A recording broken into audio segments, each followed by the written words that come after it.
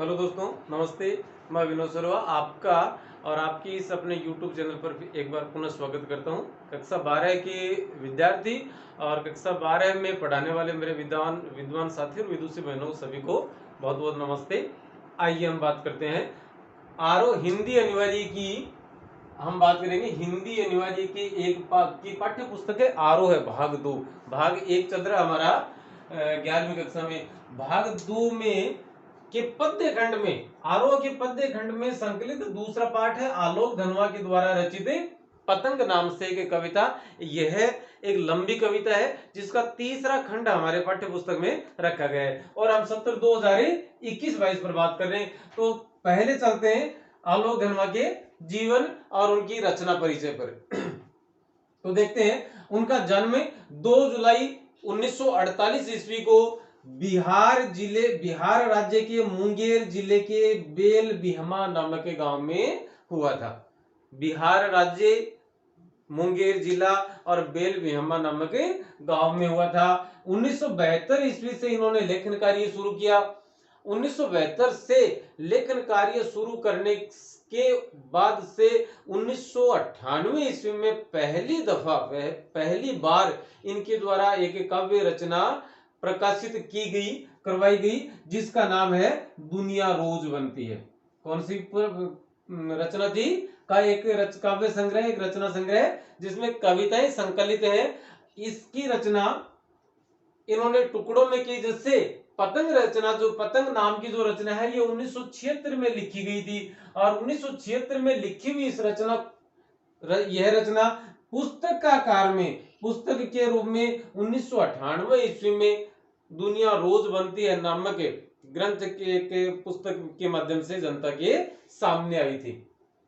कुल मिलाकर ये 198 पृष्ठों की रचना है जो कि 1998 में पहली बार लोगों के सामने आई थी। और इनकी भाषा शैली और इनकी विषय वस्तु देखिएगा, जो भी चीजें हैं जिनसे हम जुड़े होते हैं या वो चीज हमारे किसी न किसी हित से जुड़ी होती है तो हम उसमें इंटरेस्ट, हम उसमें रुचि ज्यादा लेते हैं। तो आलोक धनवा की जो रचनाएं हैं वो रचनाएं आम जन जीवन से संबंधित है, उनसे सरोकार रखती हैं और इसी सरोकार की वजह से आम जनजीवन की इतने निकट हो गई।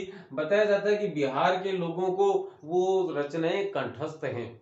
बिहार के लोगों की समस्याएं, राष्ट्रीय समस्याओं पर भी इन्होंने लिखा, लेकिन एक अपने क्षेत्र की समस्याओं पर लिखा। इस वजह से वहां के जो लोग थे उन लोगों को मुख जबानी याद है। वो कविताएं हम कह सकते हैं कंठस्थ हैं, मतलब कंठ में स्थित हैं। इनकी प्रमुख जो कविताएं हैं, जो रचनाएं हैं, जो कि दुनिया रोज बनती है उसमें भी संकलित है। इसके अलावा जो फुटकर रचनाएं हैं उनमें देखिए मुख्य कौन कौन सी हैं? जिलाधीश, सफेद रात, भागी हुई लड़कियां, ये एक लंबी कविता है और इस कविता के माध्यम से कवि आलोक धनवा ने नारी विमर्श पर एक गहरी चिंता व्यक्त की है।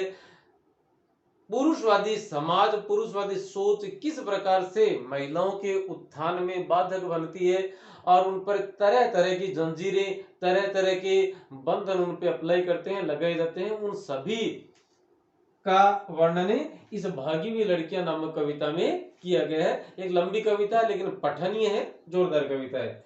अचानक तुम आ जाओ, आसमां जैसी हवा, गोली दागो पोस्टर, ये प्रतिरोध की कविता है। कपड़े के जूते, एक जमाने की कविता, भूखा बच्चा, जनता का आदमी, इसके अलावा जैसे बकरियां, या मैं और कहूं तो एक आध रचनाओं के जैसे नाम ले हमें पगडंडी, मैटिनी शो, जनता का आदमी इत्यादि इनकी प्रमुख और रचनाएं हैं और कविताएं हैं। अब देखते हैं अब इनकी भाषा शैली कि इनके काव्य में जो भाषा प्रयुक्त हुई है उस भाषा की विशेषता क्या है, उस भाषा की खासियत क्या है या खास बात क्या है। तो इनकी भाषा की सबसे खास बात तो क्या है कि इन्होंने खड़ी बोली हिंदी में लेखन कार्य किया और वह भी कोई कलिष्ट या जटिल शब्दों का इस्तेमाल किए बगैर, का प्रयोग किए बगैर, बहुत ही सरल और सहज अर्थ ग्रहण करने वाले जो शब्द थे उनका प्रयोग करते हुए इन्होंने और हिंदी अपने काव्य रचना की। विषय के अनुकूल अरबी फारसी या अन्य भाषा के या स्थानीय भाषा जो भोजपुरी है वो शब्द भी इन्होंने अपने काव्य में शामिल किए हैं।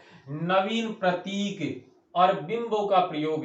बिंब का मतलब जैसे प्रतिबिंब कहते हैं छाया, एक ऐसी छाया जब उसको पढ़ते हैं कविता को तो पाठक के और श्रोता के मन में एक अलग प्रकार की छवि बन जाती है कि शायद ऐसा रहा होगा। यदि मनुष्य की बात करें तो एक आकार दिख सकता है उससे, किसी पाठक या श्रोता को मन ही मन में कल्पना के माध्यम से, बस उसका चेहरा नजर नहीं आता, उसे हम बिंब कहते हैं। तो नवीन प्रतीक, जैसे हम ये कविता पढ़ेंगे तो वहां ये शरद ऋतु का जो सवेरा है उस सवेरे का वर्णन करते हुए कह रहे हैं कि खरगोश की आंखों जैसा लाल सवेरा। तो नई नई उपमाएं दी गई हैं, नए प्रतीक वहां रखे गए हैं और नए बिंबों का प्रयोग हुआ है। प्रकृति का मानवीकरण, प्रकृति का उन्होंने क्या कर दिया है, मानवीकरण कर दिया। मतलब मनुष्य जिस प्रकार से कि जब किसी निर्जीव अथवा प्राकृतिक पदार्थ पर मानवीय क्रियाओं का आरोप कर दिया जाता है तो वहां मानवीकरण अलंकार माना जाता है। परिभाषा तो ये है इसकी। अब देखिए कि यदि कोई प्राकृतिक चीज है या कोई निर्जीव पदार्थ है, वस्तु है, और उस वस्तु को इस प्रकार से दिखा दिया जाता है कि वह मनुष्य के द्वारा किए जाने वाले कार्य कर रही है। जैसे इसी पतंग कविता की हमें हमारे पाठ्य पुस्तक में जो संकलित है उस भाग का या तीसरे भाग की प्रथम पंक्ति ही देखें, सबसे तेज बौछारे गई भादो गया। भादो गया, भादवा क्या था, एक प्राकृतिक चीज है, एक हम कहें व्यक्तिवाचक संज्ञा है, और वह गया मतलब जाना किसके द्वारा होता है, मानवीय क्रिया है, लेकिन वहां पर भी इन्होंने उसका मानवीकरण कर दिया है। सवेरा आया, तो सवेरा आता मतलब सवेरा होना होता था लेकिन सवेरा आया। तो इस प्रकार से इन्होंने प्रकृति का मानवीकरण यहाँ अपने काव्य में किया है। और इनकी जो रचनाएं हैं वो छंद मुक्त रचनाएं हैं। इनकी रचनाएं किस प्रकार की हैं, छंद मुक्त है। कोई दोहा, सोठा, चौपाई, गीतिका, हरि गीतिका, वंशस्थ, द्रुत, विलंबित कोई नहीं है। छंद मुक्त रचनाएं जिनके प्रवर्तक सूर्यकांत त्रिपाठी निराला को माना जाता है छंद मुक्त कविताओं का। अब आगे आते हैं कि आलोक धनवा की कविताओं का मुख्य स्वर क्या है, कि इनकी विषय वस्तु क्या है, इनकी ये लिखते हैं क्यों लिखते हैं या किन किन विषयों पर ये लिख सकते हैं। जैसे अलग अलग व्यक्तियों का एक रोल होता है कि कोई आदमी हम कहें कि प्रकृति पर लिख सकता है, कोई नारी समस्याओं पर लिख सकता है, कोई एजुकेशन या शिक्षा पर लिख सकता है। हर आदमी अपने अपने क्षेत्र में विशेषज्ञ होता है और उसी हिसाब से लिखे जाते हैं। तो इन्होंने किन किन चीजों पर और अपनी बात कविता के माध्यम से जनता के समक्ष प्रस्तुत की है वो देखते हैं। एक तो इनके काव्य में सामाजिक चेतना का स्वर मिलता है, मतलब अशिक्षा, गरीबी, भूखमरी, शोषण, इनके विरुद्ध इनके काव्य में एक आवाज मिलती है। ये ऐसा लग रहा है जैसे आलोक धनवा जो वो लोग जो शोषित हैं, जो दमित हैं, जो दलित हैं या जिनका शोषण किया जा रहा है, उन सब के प्रतिनिधि के तौर पे ये अपनी बातें वहां कहते हैं। मानवीय जो हम कहें कि समाज में जो रूढ़ियां प्रचलित है उन रूढ़ियों के खिलाफ भी, शोषितों के प्रति इनके मन में क्या है, एक सहानुभूति। शोषित और शोषक, शोषक होता है शोषण करने वाला और शोषित वह व्यक्ति जिसका शोषण हो रहा है। तो शोषितों के प्रति इनके मन में एक सहानुभूति है। वो जो दुख है उन लोगों का है जिनका शोषण किया जा रहा है, वो कहीं ना कहीं ये भी महसूस कर पा रहे हैं। शोषण के विरुद्ध प्रतिरोध की भावना या प्रतिरोध की आवाज है वो इनके काव्य में देखने को मिलती है। हम बात करें पतंग कविता की ही, तो पतंग या जनता का आदमी की पतंग कविता की बात करें तो पतंग कविता का जो दूसरा भाग है, हम हालांकि पूरी कविता पढ़ेंगे, कविता वाला पाठ करेंगे तब। इस कक्षा में इतना ही देखें कि कवि क्या कह रहे हैं। चिड़िया बहुत दिनों तक जीवित रह सकती हैं अगर आप उन्हें मारना बंद कर दें। बच्चे बहुत दिनों तक जीवित रह सकते हैं अगर आप उन्हें मारना बंद कर दें। भूख से, महामारी से, किससे मारना बंद कर दें बच्चों को, भूख से, महामारी से, और बाढ़ और गोलियों से मारते हैं आप उन्हें। बच्चों को मारने वाले आप लोग एक दिन पूरे संसार से बाहर निकाल दिए जाएंगे। बच्चों को मारने वाले शासकों संबोधित कर रहे हैं, मतलब उनकी आवाज में प्रतिरोध है। कड़ापन है, एक विरोध की भावना है। वो कहते हैं कि बच्चों को मारने वाले शासकों सावधान, एक दिन आपको बर्फ में फेंक दिया जाएगा जहां आप लोग गलते हुए मरेंगे और आपकी बंदूकें भी बर्फ में गल जाएंगी। तो ये आवाज किसमें है? आलोक धनवा की कविताओं में है और ये शोषण के विरुद्ध है। राजनीति पर इनकी कविताओं में व्यंग्य मिलता है। जो राजनेता हैं उनके द्वारा जो कथनी और करनी में जो अंतर बताया और दिखाया जाता है, हम अब मतलब हम कहें कि राजनेताओं की कथनी और करनी पूर्णतः विपरीत होती है, कभी आपस में मेल खाती नहीं।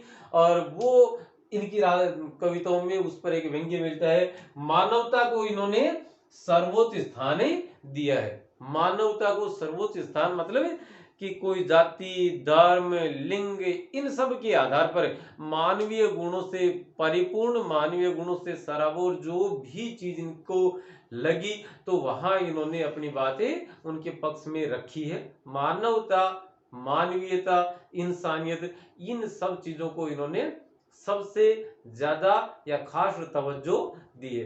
तो आप इसका फिलहाल अब हम बात करेंगे कि इस वीडियो में इतना ही। अगला वीडियो लेकर आएंगे जिसमें हम पतंग नाम की जो कविता है, हम जो तीसरा भाग हमारी पाठ्य पुस्तक में संकलित है, उस पाठ्य पुस्तक में संकलित तीसरे भाग को पढ़ेंगे। वो तो पढ़ना ही पढ़ना है। इसके अलावा उसकी पूर्व थीम या भूमिका बनाने के लिए हम प्रथम और द्वितीय दोनों जो भाग है उनका वाचन करते हुए फिर तीसरे तक चलेंगे, तीसरे की व्याख्या करेंगे। उसमें जो जो चीजें, जो गुण, जो साहित्य की दृष्टि से जो विशेषताएं उसमें शामिल है, उन पर चर्चा करेंगे।